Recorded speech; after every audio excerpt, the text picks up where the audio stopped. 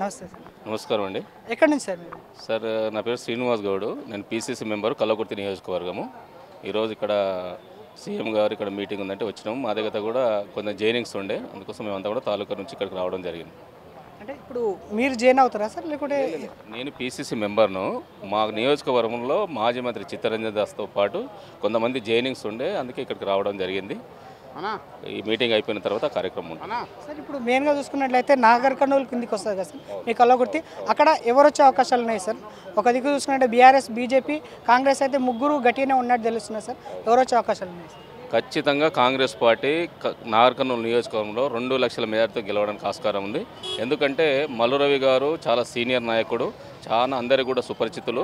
1991 నుంచి కూడా ఆయన నాగర్ కర్నూలు నియోజకవర్గంలో తిరుగుతూ ఆయన పదవిలో ఉన్నా లేకపోయినా ప్రజలకు ఎప్పుడు అందుబాటులో ఉండే నాయకుడు. పిలిస్తే పలికే మల్లు రవి అయిన పేరున్నది కాబట్టి మల్లు రవి గారు ఖచ్చితంగా నాగర్ కర్నూలు పార్లమెంట్ నుంచి 2 లక్షల మెజార్టీతో గెలవడానికి ఆస్కారం ఉంది.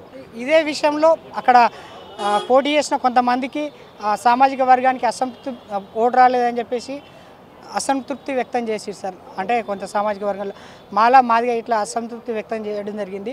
దీని గురించి అని ఓట్లు వేయకండి అని చెప్పేసి మందకృష్ణ మాదిగా చెప్పడం జరిగింది సార్. దీని గురించి అని ఏమంటారు సార్? మల్లు రవి గారు ముఖ్యంగా ఏంటంటే మల్లు రవి గారు సామాజిక వర్గంగా మల్లు రవి గారిని ఎప్పుడు ఎవరు చూడరు.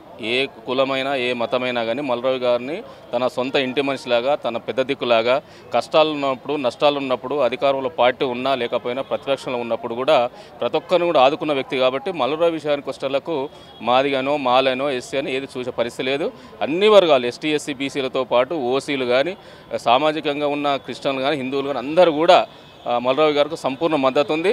అనుకున్నట్టు పెద్ద ఎత్తున 2 లక్షల పైచీలకు మెజార్టీతో గెలవడానికి ఆస్కారం ఉంది. ఇప్పటికే అన్ని మండలాల్లో, అన్ని గ్రామాలలో కూడా ఆయన కోసం స్వచ్ఛందంగా పనిచేస్తూ ఉన్న కార్యకర్తలందరూ కూడా కంకణబద్దులై మల్లు గెలుపు కోసము టికెట్ అనౌన్స్ అయినప్పటి నుంచి కూడా పూర్తిగా పనిచేస్తూ ఉన్నాం.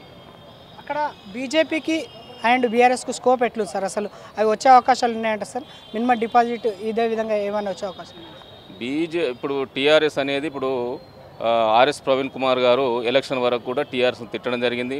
నీ అంతా పార్టీ అనని చెప్పడం జరిగింది. కేసీఆర్ని తిట్టడం జరిగింది, కేటీఆర్ను, అలా కుటుంబాన్ని మొత్తం కూడా తిట్టి ఎలక్షన్లో ఓడిపోయిన వెంబడే అధికారం బీఎస్పీతో పొత్తు అని చెప్పి, బీఎస్పీతో పొత్తు లేదేమని చెప్పి మళ్ళీ టీఆర్ఎస్లోకి నిలవడం అనేది ప్రజలందరూ గమనిస్తూ ఉన్నారు. ఆర్ఎస్పీ ప్రవీణ్ కుమార్ మీద ఉన్న గౌరవం అనేది అందరూ కూడా గౌరవం పోయింది. ఎందుకంటే ఆయన మాట్లాడిన తీరు ఏంటంటే దొరపైన ఉద్యమం అన్నటువంటి ఆర్ఎస్పీ గారు ఈరోజు దొరపాడిలో ఉండడం అనేది ప్రజలు జీర్ణించుకోవడం లేదు. అదేవిధంగా బీజేపీ కూడా ఈ నాగర్ కర్నూలు పార్లమెంట్ పెద్ద స్కోప్ లేదు, గెలిచే పరిస్థితి లేదు. వాళ్ళిద్దరు కూడా సెకండ్ థర్డ్ కోసమే పోటీ పడాల్సిన అవసరం ఉంటుంది. సెకండ్ పొజిషన్ కోసం పోటీ పడాల్సిన అవసరం ఉంటుంది.